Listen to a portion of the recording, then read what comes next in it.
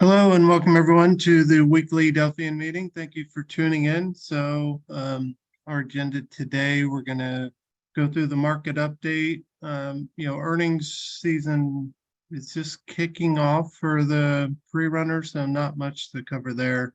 But after that, Joe's going to go through some charts for you. And I don't expect us to go the full hour here, but we'll see. Obviously, if you guys have questions, feel free to unmute and pop in, fire away. Just admin note, we're not going to do a meeting next week. Obviously, it's a holiday type week.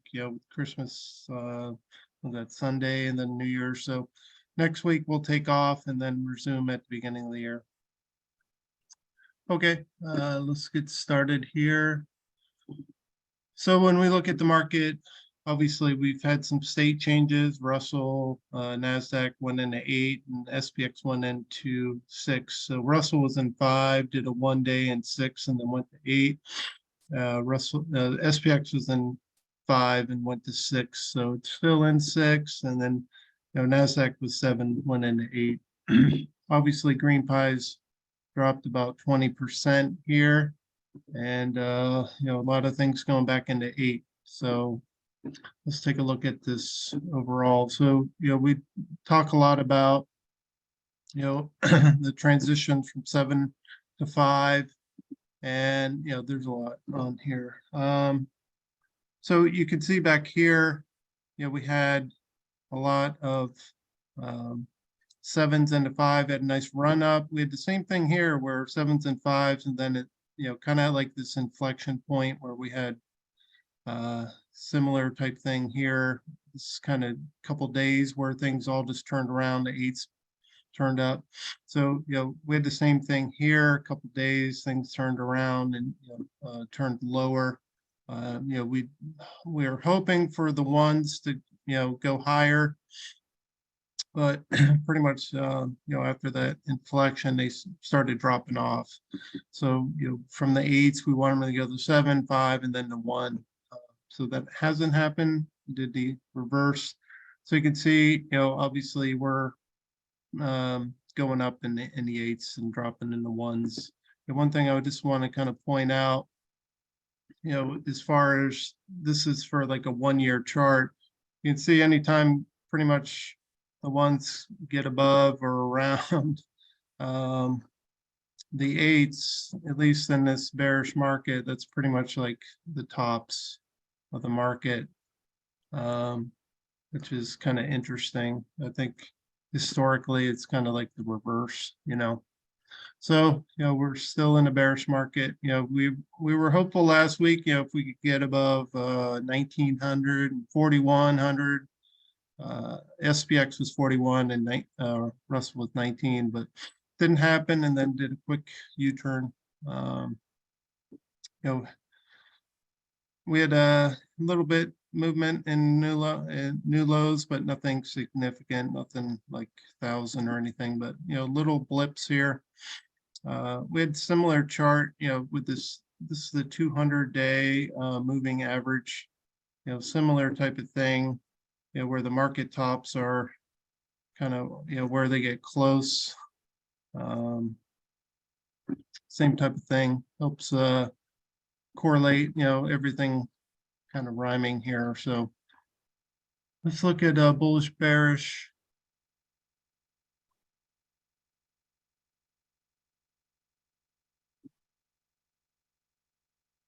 So we had the cross. Once we get some good movement towards there, it pretty much almost always crosses. So it's just a matter of how high we're going to go, and then we look for things to level off at some point, and that could be a bullish entry. Obviously today's up some, so we'd like to see the bearish start leveling off before we get very bullish overall. So we had that cross on looks like Friday. Last week we're here, and we'd build up. So it's just kind of a force of nature that it at least gets near or crosses. So All right, let's look at SPX. Not very happy with the display of this chart. The state six, they're obviously these rarely happen. You can see 6 occurrences since '07, but not a very good overall chart. Usually 2 days, minimal kind of drop. I think the most important thing is typically we go to state 8 from here about 2/3 of the time. So obviously a bearish indicator. If we do go into 8, I'm not going to pull much off that chart. I'll go into the actual chart we got here. So, obviously our most important line, I think, is, here. We had a test of it back here, and then it failed. So this line is about like 40, 70 or so, 40, 50 kind of range. Previously it's about 4,100. So you can see on that day, it pretty much touched 41.96. So it's nice to be right once in a while. But, couldn't get through there. Obviously did very quick U-turn. Let me clear that off. And now we're looking at, our current range is 4,200 to 38. So we got down to that 38 yesterday, and pretty much held that level so far. So these are our ranges, 42 to 38. So yesterday, we got right below it, 37.95, and kind of popped above it. So still range bound, obviously at the bottom of the range here. But that's kind of what me and Joe had been talking about, is at least until end of year, kind of range bound in this range, 42 to 3,800, unless we get some kind of crazy numbers. Things coming out tomorrow. We got some GDP and some inflation and housing in the next 2 days, so that obviously can move markets. But it held at 3,800 at least the first try here. But I was kind of thinking at least till the year end, I would expect us to stay in this 42 to 38 range. Let's look at Russell. Obviously went into state 8. We had a 1 day for state 6 down here, right here. So we had one of those back here in September, pretty much 6, and then went right to 8, spiked up and then dropped. So I can't say it'll do the same thing, but just kind of interesting. A lot of this, it's this bearish market's kind of acting, repeating how it's been acting. So I wouldn't be surprised if we popped up some after this 8 end. We've been in 8 a little bit.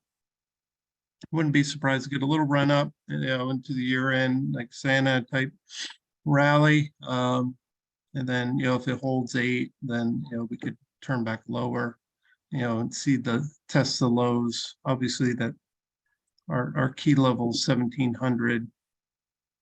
So that's target 167, 1,675. So to get below that 1,700, we'd have to hit the target. Obviously here's our average move here, and then it's kind of a crapshoot from there, whether that goes up or down. But to get to the average move, we got lots of time, obviously, 27 trading days, so that's over a month to be in there. But this is, I think, the key level, to the downside. Upside, I think it's watching the SPX here. Downside, I think it's at 1,700 for the Russell. It's been really strong support. So let's pull out that chart. Here's our ranges, just to kind of reemphasize everything. You can see here, we've broken through it, but haven't held at all.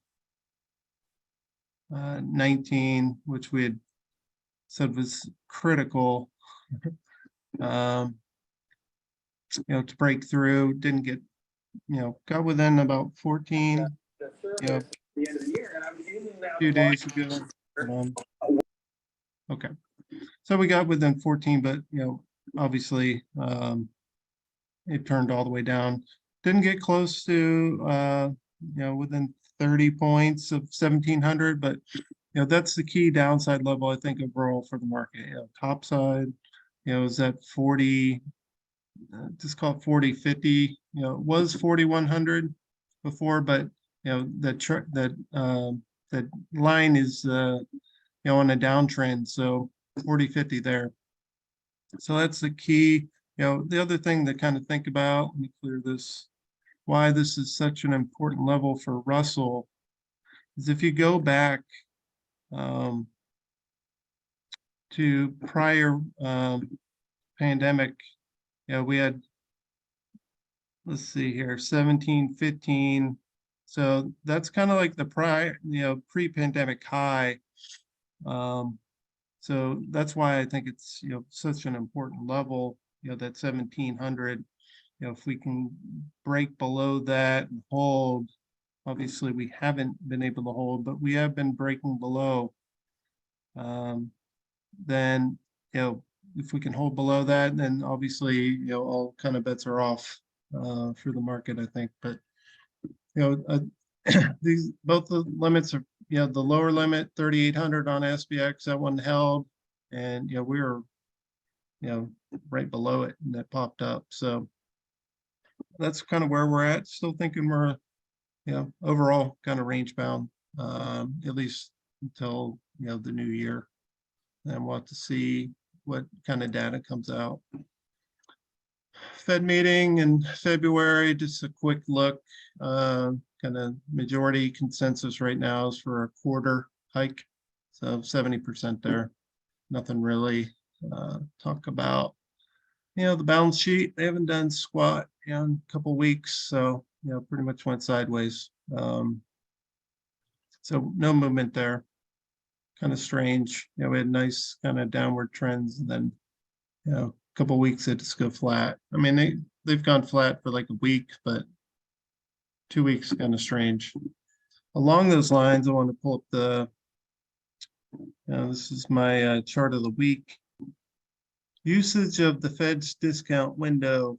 So what you can see, obviously, this is people going to the window and getting overnight lending. So that means, their cash is a problem.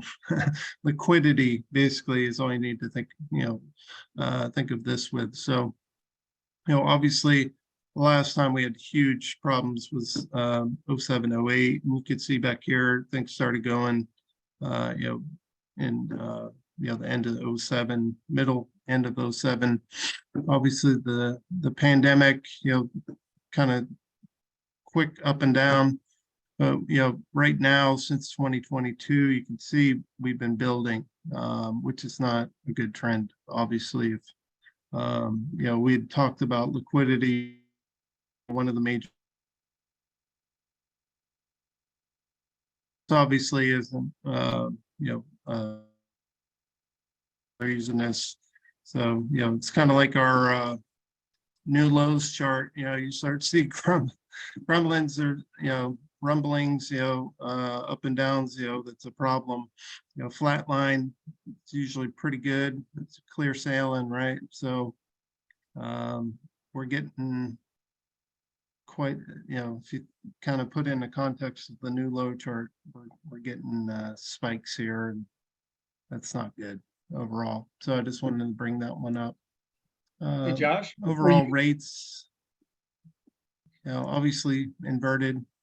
We've had a little bit of movement in the 10-year, going up, but obviously very volatile overall. got kind of the lows are right around 3.5 recently. That's kind of like the line in the sand where it gets support. So I wouldn't expect it to get below 3.5 near term unless unless there's some real recession type talk going through. Did want to pull up the last one is NDX. We talk about our moving average.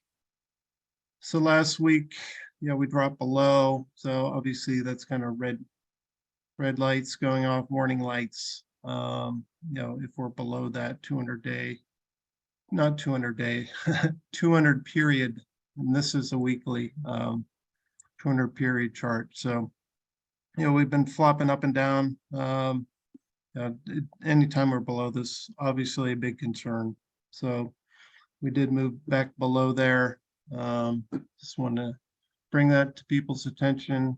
And I think that wraps it up overall. Hey, Josh, Yep. Lee here.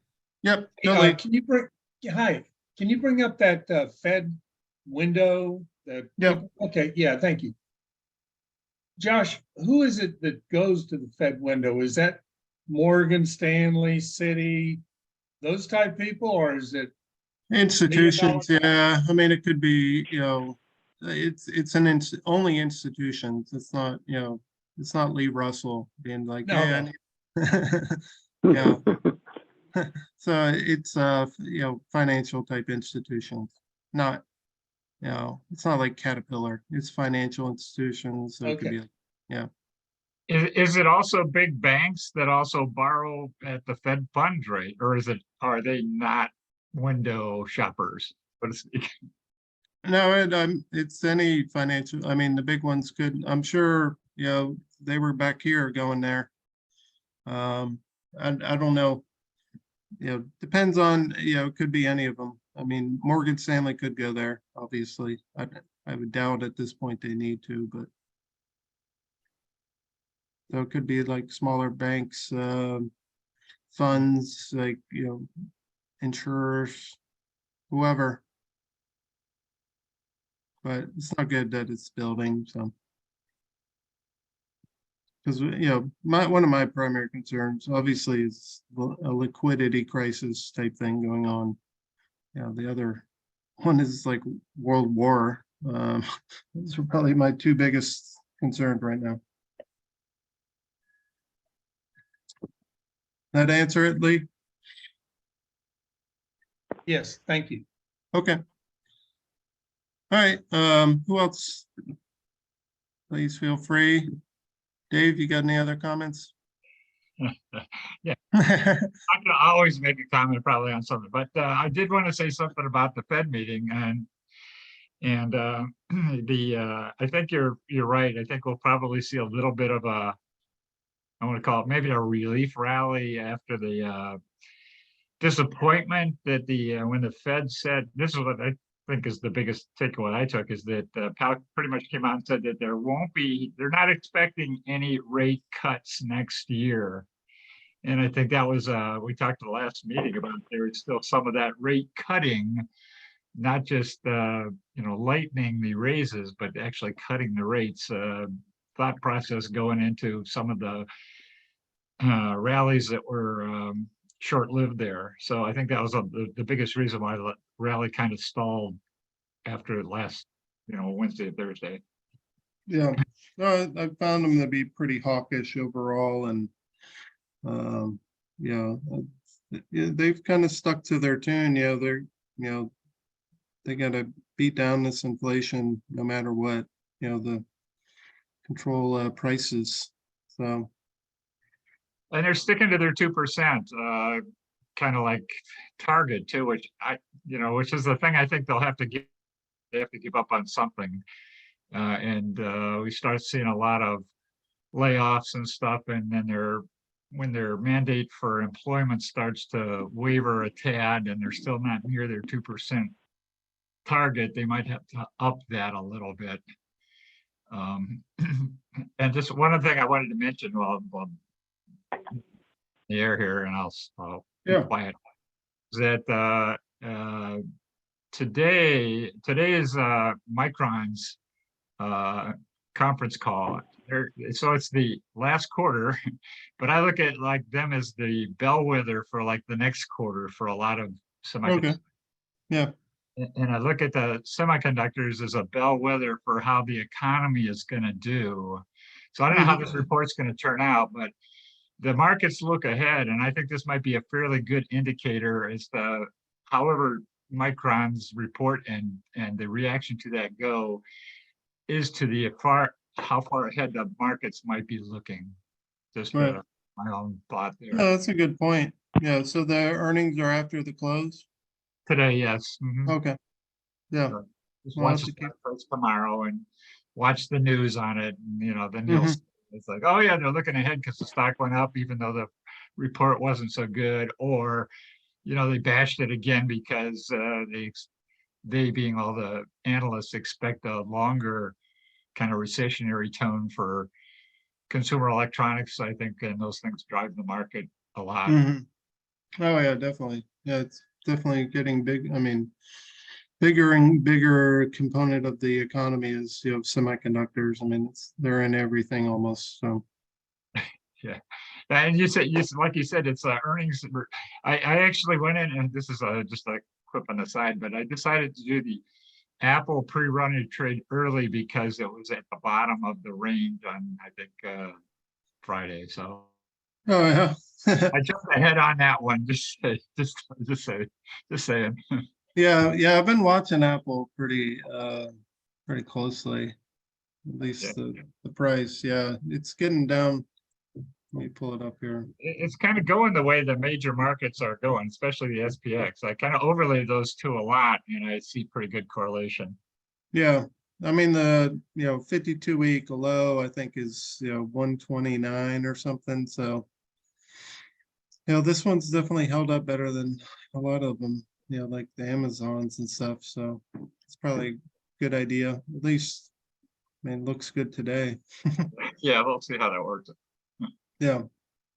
And, obviously since, state eight, first level, resistance here. So, typically it'll run down and then bounce back up. So if it follows the average, but you can see here, obviously at 130's a key level. So good on you, Dave.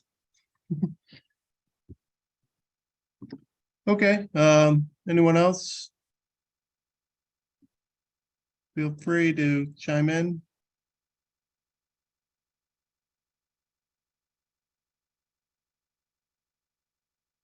No. Okay. The last thing, talk about earnings. So those pre-alerts are starting to populate. This is the first confirmed was this morning, travelers. So, if you want to trade these pre-runners, obviously, just kind of monitor. If you're not seeing the screen, just send me an email, Joshua at Delphian Trading. I'll make sure you get on the list. But, you should get an email, then it'll populate the pre-alert. So whenever they come out. So that's the first one. We'll see if we have a repeat of the last two quarters, hopefully. So, anyone else? Questions on Yeah, that? Josh. Yep.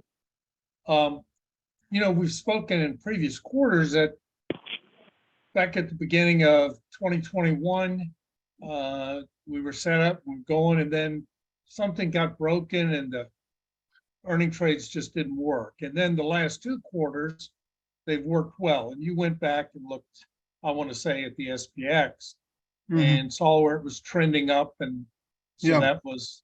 that was a good sign. Right now, I see us when I look at the SPX kind of at the bottom.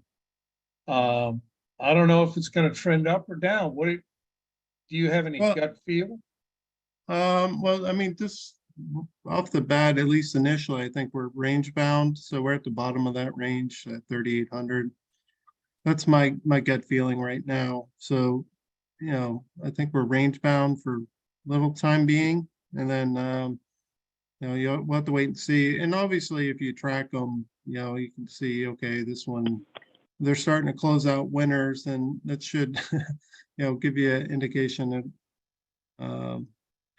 things will be going well. But, typically at the begin, so this was when we put out the last earnings plan, right? Right. September 15th. So we went down for a while, and then, it still had a ton of winners. I mean, really, you just need sideways or, up action. This started, kind of ugly, but obviously turned around. So, I would, if you like the strategy, I would just, unless we get really bearish, that's kind of, I would just continue doing it. Yeah. I'm not. Well, I love really- the strategy. The Yeah. market scares me. Yeah, well, that's probably a good thing. Uh-huh.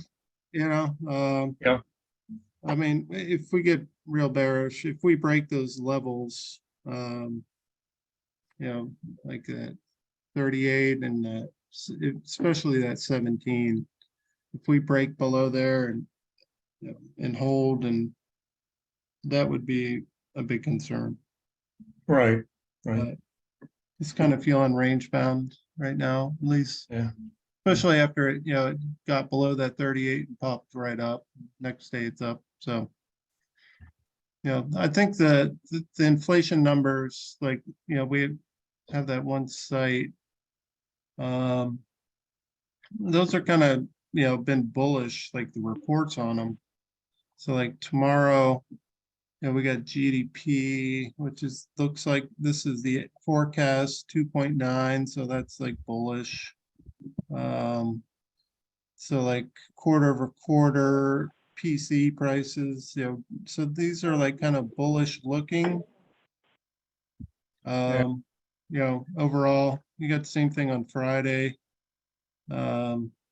Price index year over year, 6 to 5.5. So those have been helping the market stay up, despite what the Fed's doing. Like these things are dropping slowly. So It's interesting you bring that up. I'd heard recently, the last week, that the employment numbers have been adjusted to where they were saying 1,000,002 people took jobs. Well, it was really only 200,000 instead of 1,000,002. Right. Did you hear Right. that? Yeah, I don't know how factual. The one thing I did see that I do believe was there's two ways that they get employment. One's like there's like a household survey, and then the other, I forget the other way, but like the household is showing pretty much no gains, but like the one that they put out is showing like 1.2 or whatever million.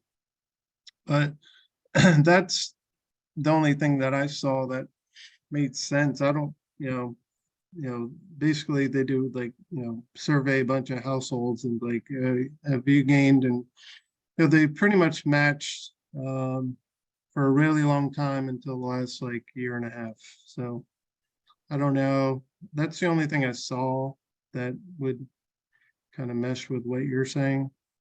But Yeah. I don't, I haven't dove into it too much.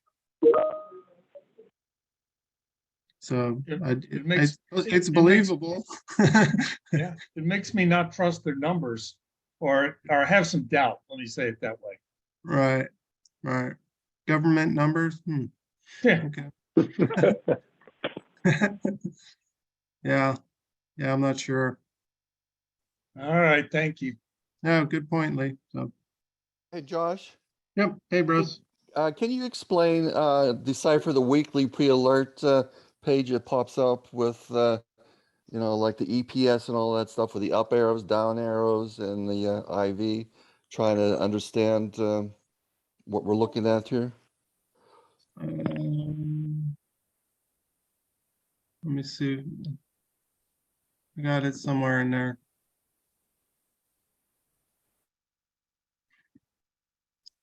Oh, trade alerts. There it is, weekly. Talking about this page here. This one? Correct. Okay. So this is, the upcoming, so we send this out on Sunday, like around noon. So this is the week's, upcoming week's trades. So you can see here, like trade entry date, the 19th PLD, the ones we saw today, that I pulled up earlier, the 21st. You only got one confirmed, but so this gives you the week ahead in earnings trades. So these are all bullish pre-runners. So, and if there's other types, it'll have populate a different type. So, just going through these, obviously it tells you the strategy, the actual earnings date, your trade date, price, current quarter. So you're talking about these EPS. Exactly. So this is the estimated EPS. Joe, you've done a lot more work on this one. And that comes from Zach's. That's our information source. Mm-hmm. Yeah, so this is like previous quarter EPS. That's the estimate, and this what actually happened for EPS. So you can see like this was PLD was well below the estimate. This one was above, kind of in line, above. So this gives you, kind of what happened the last quarter for EPS, and then this is the current number. So you can see this one's like a lot lower here. This one's a lot higher. Yeah, kind of. So that's kind of And where it's at. Mhm. The only thing I would add, Josh, is those two columns in the middle, Russ, the point of them is to show the performance in a pre-runner trade in the previous quarter for the stock itself. And then the column after that is comparing that move to the S&P. So just trying to give you a sense of how it, moved versus the averages 20 days prior to the earnings announcement. That's what we're trying to get out there for you. Okay, so if we're looking at the symbol, so travelers and DFS would be a positive look into purchasing it versus the other ones since they're going down. Yeah, well, I mean, this was the 20 days, so could have spiked up during that period, but ended lower. So I mean, you could have. This is just like a snapshot of strictly 20 days. So if like AXPs like enter at 17 days, that could have been positive. So I don't know if that's it could have went up 4% and came all the way back down by the end, but it could have closed out. Yeah, I just don't know how to relate that to the earnings trade. All these columns. What do you mean, this part here or the EPS? Yeah, the EPS and the IV range. I mean, what do we take out of that other than we know that these are coming up? I don't know if it's like actionable data. I think it's more informational. I mean, you can see like these. Go ahead. Yeah, that was the point, Josh. Just Russ, really to be informational. We added the volatility stuff just again to give you a sense of the range. The fact of the matter is, almost all of our trades have very little volatility exposure because they're spreads. But it just gives you a relative level of, overall price premiums. And as Josh says, the rest of it is really just a snapshot of information and how it performed in the previous quarter. Mm-hmm. You find it confusing? Yes. Okay. Well, happy to take it offline and see if we can make some improvements. Yeah, I'm just seeing a lot of numbers and IV and I don't know how to relate it to the actual earnings trade. Is it should I look at it positively, negatively with these things? I don't know. Mm-hmm. Well, I personally would discount the IV completely. And this is only, the previous quarter snapshot. So you're only talking about one occurrence. I mean, if I'm going to go in and make some trades, I'm going to go back and do more homework than that personally. But this is a snapshot of, last time in.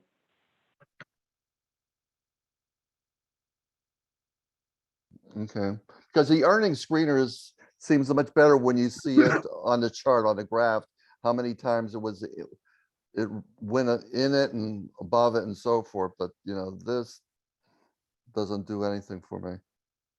Yeah. I mean, the whole goal of this is just to let you know what's coming up during the week. And, I think really the actionable, I mean, this would be like, if you see these type numbers, the 20-day runner, that'd be a net positive. These might be a negative, but you still want to look at the chart, because they're, could have went up 4% and dropped another, 4.5, 9, could have been very volatile, but they're not, even confirmed. So really your focus would be on travelers, and, it's pretty much net positive because, your 20 prior to 20 is up 3. Your current estimates way above, the previous. So that's kind of like, where I would look at, where's the, EPS versus the actual previous. So like these are positive, like this one's way above, this one's negative, below, slightly above. So that's kind of how I'd look at it. Hey, Josh, Yep. is there any way to add closing trades to the weekly and the daily earnings alerts? For example, Travelers, which was the first confirmed one, right? You want to close a pre-runner before earnings, right? Right. So your earnings are, it doesn't say it on, it does before market close on the 23rd. Actually, in today's, I think it was different, but anyway. So, it would be nice to show an alert, hey, close the Travelers trade on the 22nd if you have already, hit the 25% profit. Right. So, But I mean, yeah, you can do it in your virtual portfolio. I don't know if we could implement it into like the this pre-alert. well, I'm trading it live. So, I mean, the only way to do it is to put it in your Outlook calendar, which is what I do is, close Travelers on see this, it moved to the 24th. So, today I put on my Outlook calendar, close the Travelers trade on the 23rd if it hasn't, closed because of the 25% target order. Right. And that's the only thing not in the these Right. alerts, which would be really handy. Yeah. Just a suggestion. I don't know if there's any way to do it. Yeah, I'm not sure how easy that would be to do or confusing for people. I don't know. We'll it's a good idea. We'll throw it around the team Yeah, there. just a suggestion. Okay. This is Dave. I wanted to make a comment on the IB discussion that was just a minute ago there. Yeah. Even though, like Joe said, that the spread trades take IB kind of out of it for a good bit of it, Mhm. But if you're selling a put spread and you're selling it just before earnings and going to hold it over earnings, then it does make a difference. I also like to see it there because there's a lot of times I'll make a combination trade over an earnings trade and maybe something else that,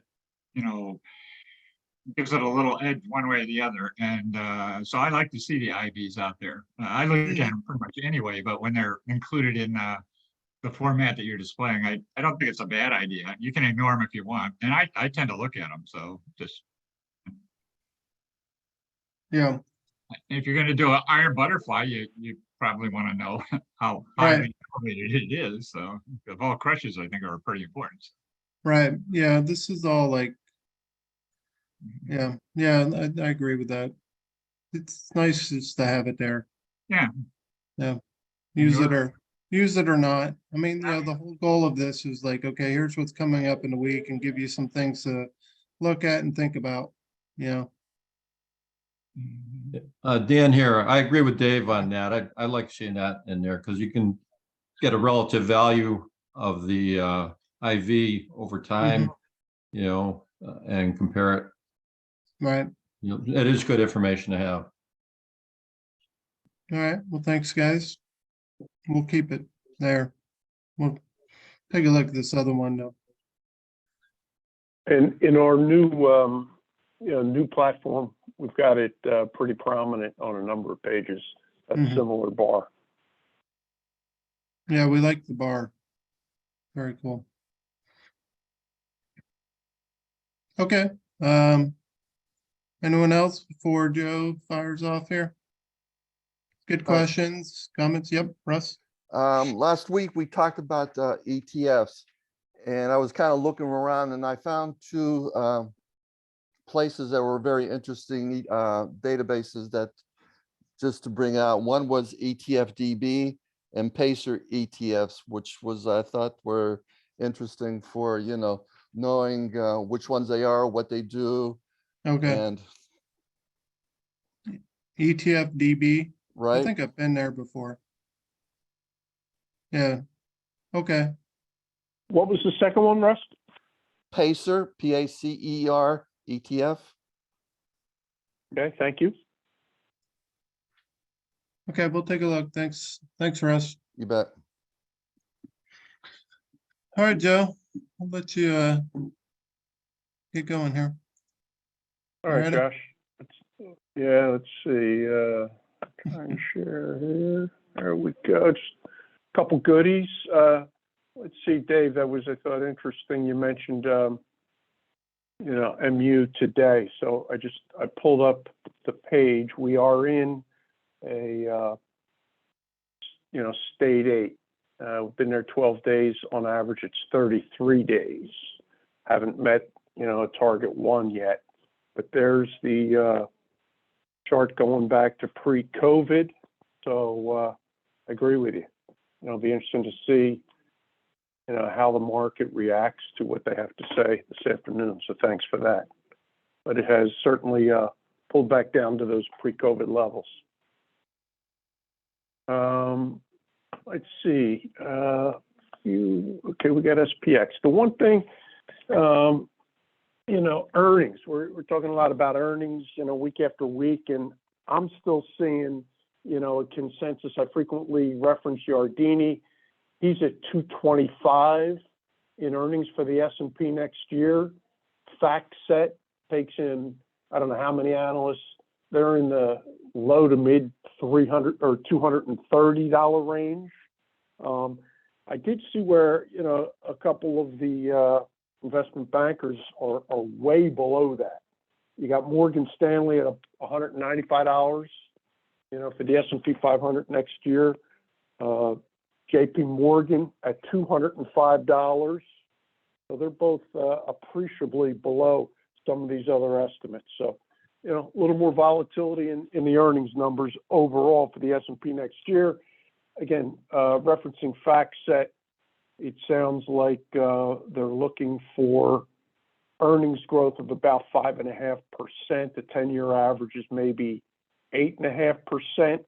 The majority of analysts are looking for earnings growth in the second half of the year, where the first half, they're looking at essentially flat numbers. So that's kind of the earnings side. The one disconcerting thing to me that happened, in addition to the market sell-off, 5 days, down hard, and that correction, pick your poison. The S&P was 7%. I think Russell was 8.5%. Nasdaq 9%. In 5 trading days. A couple. I don't know how key the levels were, but maybe more than coincidentally, especially with today's rally. The SPX and the Russell both traded, to 5/8 retracements from the recent lows. So, and another thing about the Russell, and I know Lee, you mentioned this, quite some time ago, and Russell kind of was always the leading index for Delphian here. The market bottomed either September 30th or October 13th. So, for the SPX and the NASDAQ, we essentially had a 2-month rally from October 13th up until December 13th.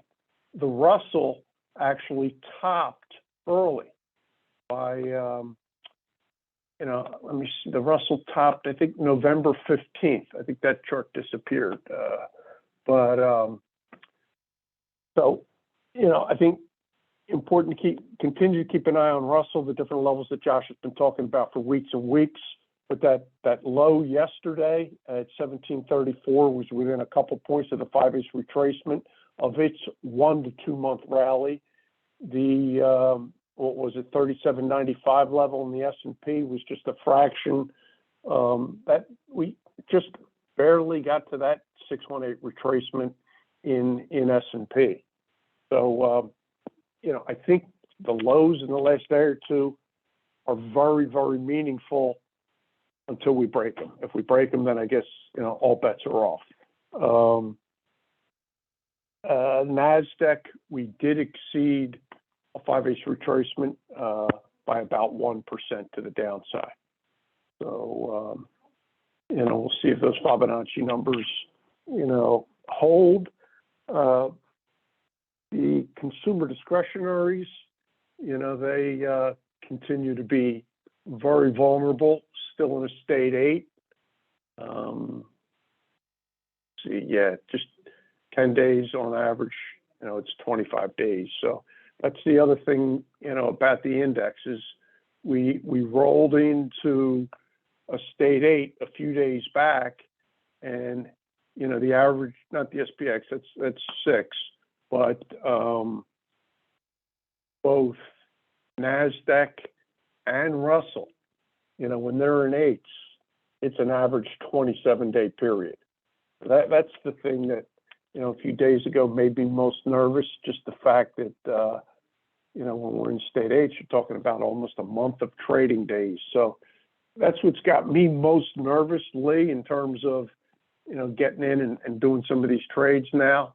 The fact that we potentially, could have a month of state 8s. So Right. right, yeah.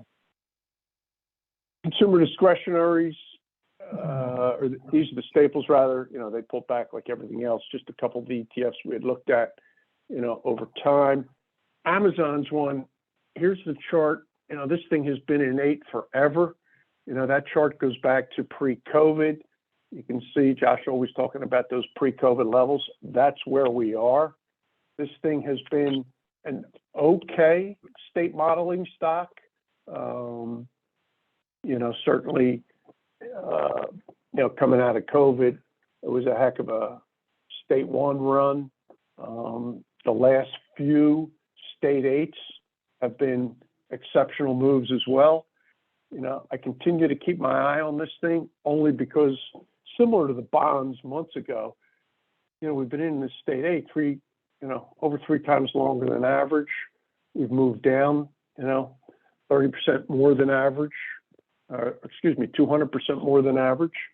So, and we're way below, target 3. So I think Amazon is one, just to keep an eye on if you happen to be bullish, even though it's hard to be that way, I think here, see if this thing can, someday get out of state 8. So just a couple more things. Website out there, GDP Now. In terms of the fundamentals, they come out and they're constantly updating. I think the information basically comes out of the Atlanta Fed, and then there are adjustments made based on what fundamental data comes out. They basically GDP. They had the GDP as high as 4.4 in the last month. They've revised that down to 2.8. So just something, a site to maybe track fundamentals a little bit that is, coming out of the Atlanta Fed.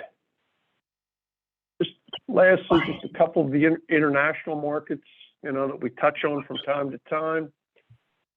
We talked about these a few weeks ago. I was just very surprised. I think Josh and I were both surprised. Some of these charts had held up as well as they had. There's the FTSE 100, holding up pretty well. The Hang Seng we talked about, that thing absolutely got crushed for a year and a half, but it's now a solid 25% off its lows. So maybe just something to try to keep track of, see whether it continues to rally. And lastly, the DAX has done pretty well too. So anyway, they're just some of the different things I wanted to mention, and wish everybody a good holiday season. Merry Christmas to you guys. Yeah. Thanks, Lee. Yeah, thanks, Joe. Does anyone have questions or comments for any before we wrap it up? Yeah, Christmas Eve, I'm remembering back to 2018 when on Christmas Eve, which usually is not a bad day for stocks, and we had a really terrible day that year, and it kind of crushed whatever rally was going on at the time. So I was VIX is at 20. I was actually thinking about buying a call on the VIX just for fun. Hey, were you looking at VIX calls at one time? It's why I brought it up now because you're on the phone. I wondered if you were still looking at those kind of strategies or trade scenarios. I'm not, because it didn't seem to act right, or at least with what I expected. And so I've just quit thinking about it. Okay. Thanks for that. I was just curious because I know when somebody's looking at something pretty closely, I kind of like give their opinion like a big boost in credibility because they are looking at it and doing some work there. So thanks. Well, thank you. Hey, Dave, there's your Christmas Eve low in 18, and one hell of a low it was. Yeah. So I hope we don't have that this year. So hopefully we don't. I've mentioned before, I tape Kramer. I can't stomach them, too often. Occasionally I'll go in. I did hear the other day that one of the chartists that is out there, Larry Williams, been around for decades. He is looking at a market bottom, literally, it was today, Wednesday. He was talking about tomorrow being a short-term market bottom into the 10th of January. So, we'll see, maybe a day late, but a lot of opinions out there, as always. Very true. All right. Well, thank you, everyone. We'll wrap it up. Merry Christmas, Happy Holidays, and next week we will not have a meeting, but we'll start at in January. So, thank you all. Thanks. Happy Bye, everybody. holidays. Happy holidays. Thank you. You too.